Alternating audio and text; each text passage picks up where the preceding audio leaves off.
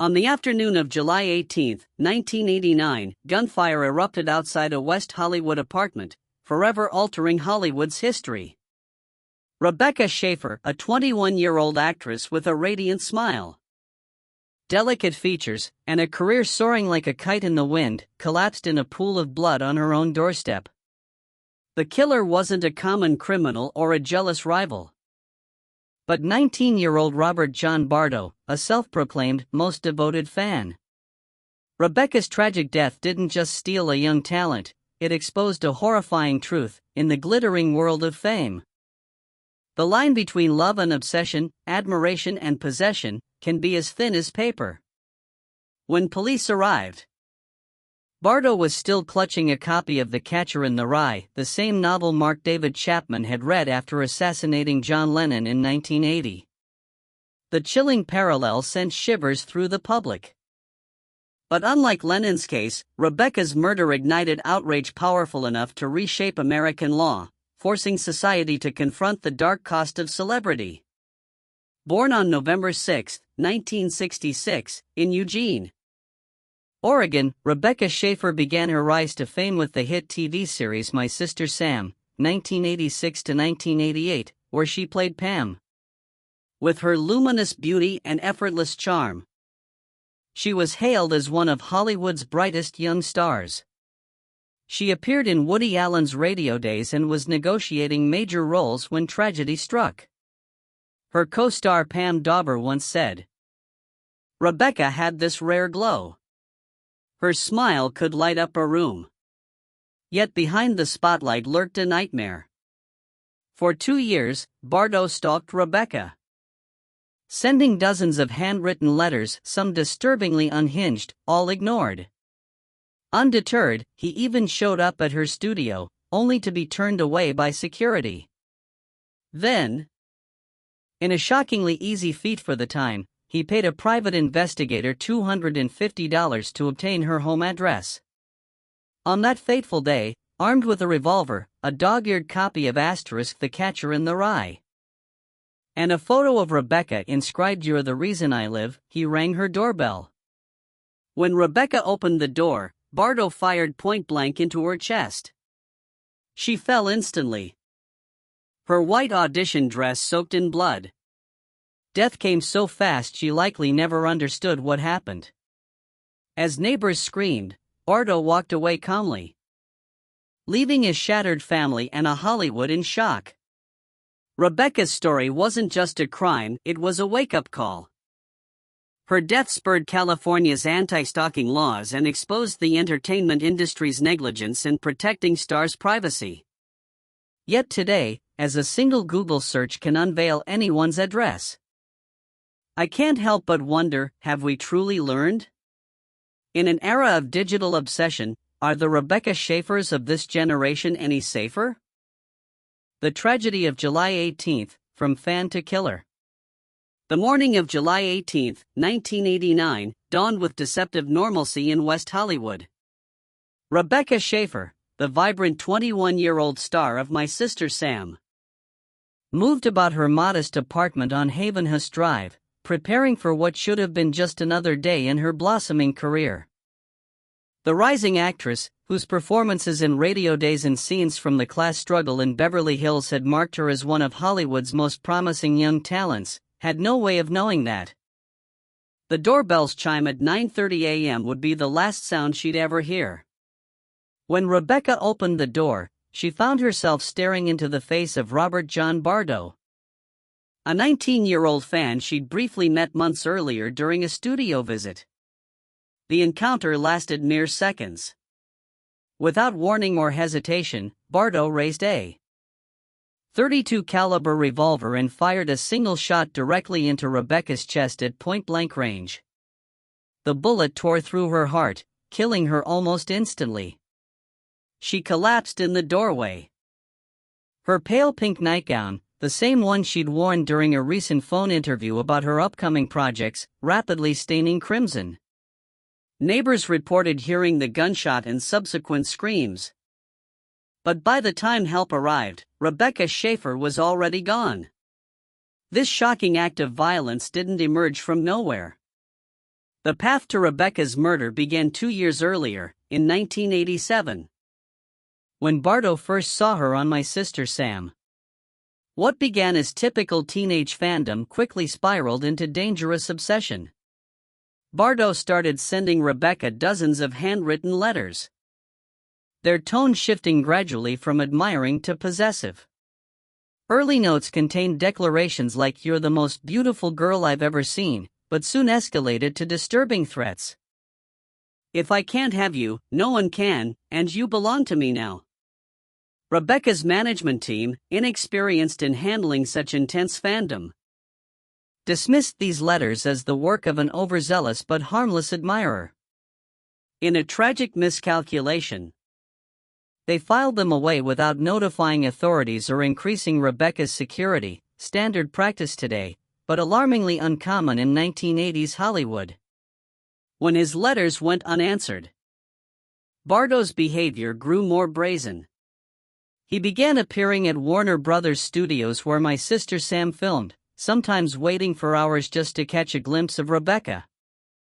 Production staff eventually noticed the persistent teenager and increased security measures, but again, no one thought to involve law enforcement. Studio security simply shooed him away each time, treating him as a nuisance rather than the genuine threat he was becoming. The system's failures reached their peak when Bardo, determined to find Rebecca's home address, paid a private investigator $250 to obtain her residential information through California's DMV records. Astonishingly, this was completely legal at the time. Private investigators could freely access such sensitive information without needing to demonstrate legitimate purpose. The PI handed over Rebecca's home address without question, setting the stage for the final act of Bardo's obsession. The immediate trigger for the murder came when Bardo watched Rebecca's performance in scenes from the class struggle in Beverly Hills. A scene featuring Rebecca kissing a male co-star sent Bardo into a rage. In his twisted perception, this on-screen kiss represented betrayal, proof that Rebecca wasn't the pure idol he'd imagined. Later psychological evaluations would reveal Bardo suffered from erotomania, a delusional disorder where patients believe someone, often a celebrity, is secretly in love with them. Combined with a severe personality disorder, this created the perfect storm of dangerous obsession. After the shooting, Bardo displayed chilling calmness. He methodically disposed of the murder weapon in a nearby trash can, hailed a taxi, and directed the driver to take him to a church in Tucson, Arizona, over 400 miles away. His capture came hours later when the taxi driver, hearing news reports about the murder, recognized his passenger's nervous behavior and contacted authorities. Police found Bardo carrying several disturbing items: a copy of The Catcher in the Rye, the same book carried by John Lennon's killer, newspaper clippings about Rebecca, and a note reading, "I had to do it." The aftermath of Rebecca's murder sent shockwaves through American society far beyond typical celebrity tragedy coverage. Media outlets dissected every aspect of the case, exposing glaring holes in celebrity protection and privacy laws. The Schaeffer family's lawsuit against the California DMV led directly to sweeping changes in how personal information could be accessed, laying groundwork for modern privacy protections. In Hollywood, the entertainment industry was forced to confront its lax approach to star safety, virtually overnight. Studios implemented stricter security protocols and many actors hired personal protection. Perhaps most significantly, Rebecca's death became the catalyst for America's first anti-stalking laws. Prior to 1989, law enforcement had limited tools to intervene before a stalker turned violent. The California Penal Code was amended in 1990 to create specific stalking offenses, with other states quickly following suit. These laws, now standard nationwide, are directly tied to the lessons learned from Rebecca's murder. From a criminal psychology perspective, Bardo's case remains a textbook example of how obsession escalates to violence when left unchecked. His path followed a clear, documentable progression: initial fixation, attempted contact, rejection sensitivity, and ultimately violent acting out. Each stage presented opportunities for intervention that were missed due to systemic failures and societal blind spots regarding celebrity stalkers. Today, Rebecca Schaeffer's legacy lives on in changed laws and heightened awareness. Yet haunting questions remain. In our digital age, where celebrities' personal information is often just a click away, are we truly doing enough to prevent similar tragedies?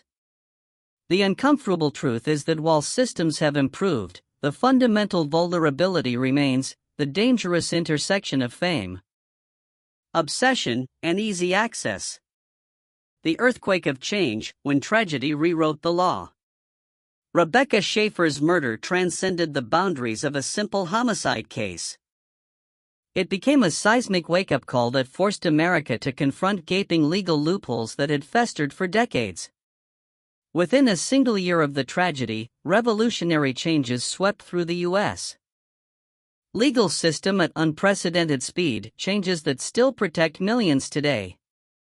As news of the murder spread through Hollywood like wildfire, the entertainment industry underwent an immediate security overhaul.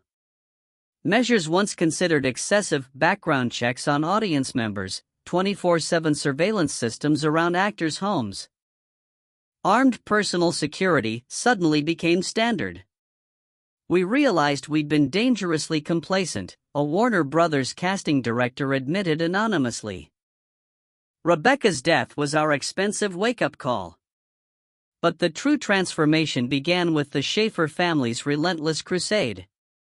Benson Schaeffer, Rebecca's grieving father, leveraged his entertainment industry connections to spearhead legal reform.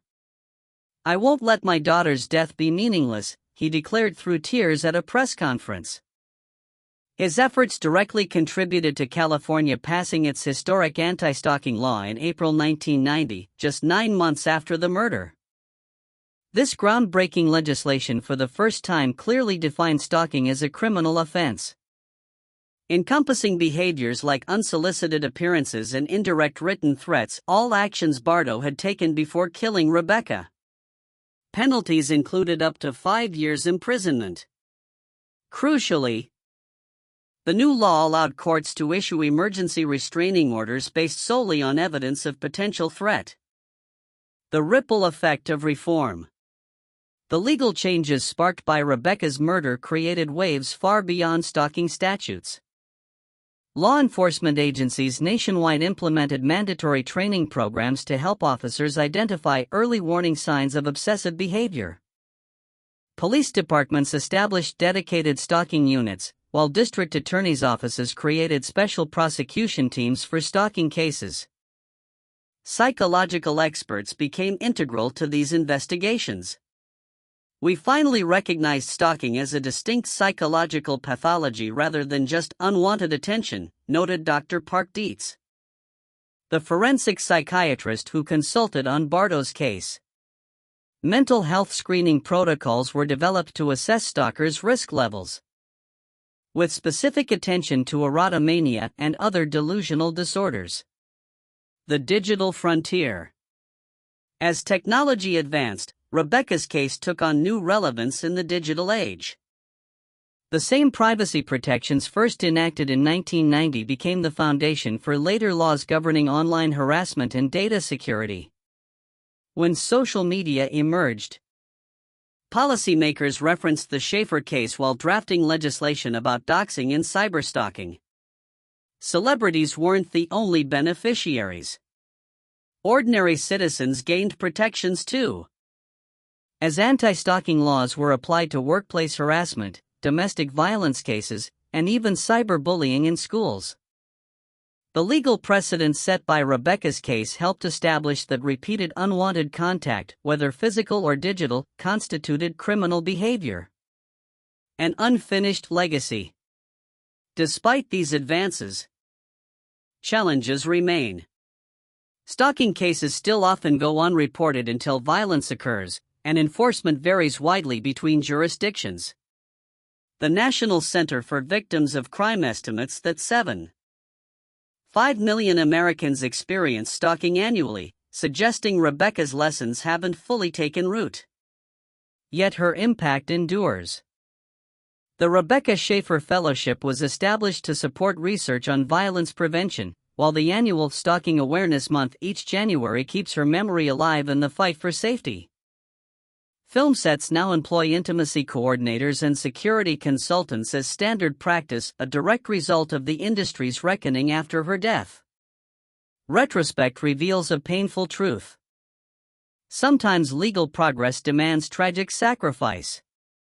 As Benson Schaeffer later reflected, every time someone is saved from a stalker by these new laws, that's when Rebecca still lives. His daughter's greatest legacy isn't her unfinished film roles, but the legal safeguards protecting millions she'd never meet, safeguards that continue to evolve as new threats emerge in our increasingly connected world. Legacy of an angel when tragedy became a lesson. Rebecca Schaeffer's life was cut tragically short, but her story became an indelible part of Hollywood history, not for her film roles, but for how her death fundamentally changed society's approach to celebrity safety. Though her career was brief, Rebecca left an unforgettable mark as Pam and My Sister Sam, a witty, intelligent character that mirrored her own vibrant personality. Director Woody Allen, who worked with her on Radio Days, recalled, "Rebecca had this authentic Brooklyn accent and natural radiance. She was exactly the kind of performer you knew had a brilliant future ahead." In 1990, 1 year after her death, her family established the Rebecca Schaeffer Memorial Fund to support community arts projects. Rebecca always believed in using art to help others. This is how we keep her spirit alive. Her mother Dana Schaeffer shared during a fundraiser. Rebecca's case became a cornerstone in personal security training. Talent agencies now employ threat assessment specialists who teach celebrities crucial protocols. Never disclose home addresses publicly. Implement multi-layered security systems. Report obsessive behavior immediately. What we once dismissed as harmless fan mail or gifts, we now recognize as potential warning signs, confessed a former Paramount security director. The entertainment industry's paradigm shift remains Rebecca's most tangible legacy. As a cultural analyst, I see Rebecca's tragedy exposing fame's cruel paradox: we idolize celebrities yet fail to protect their basic humanity. Investigative journalist Maureen Orth's observation haunts me: Rebecca didn't die because she was an actress, she died because society didn't know how to safeguard those who bring it joy. This lesson feels increasingly urgent in our digital age. Even in 2024, stars face rampant doxing, the malicious online exposure of private information.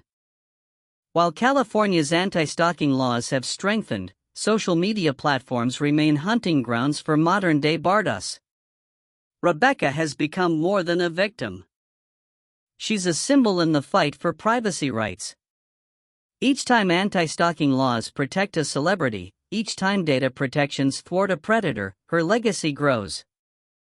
Her childhood friend Jennifer Aniston perhaps put it best during a 2021 interview: "She left us too soon, but taught Hollywood's hardest lesson, that fame must come with societal responsibility." At the 30th anniversary vigil, flickering candles illuminated Rebecca's favorite quote displayed on screens: "Art should comfort the disturbed and disturb the comfortable." In death, she's done both, forcing us to confront uncomfortable truths about obsession, privacy, and the price of stardom. Now, when aspiring actors study My Sister Sam reruns, they see more than a promising talent.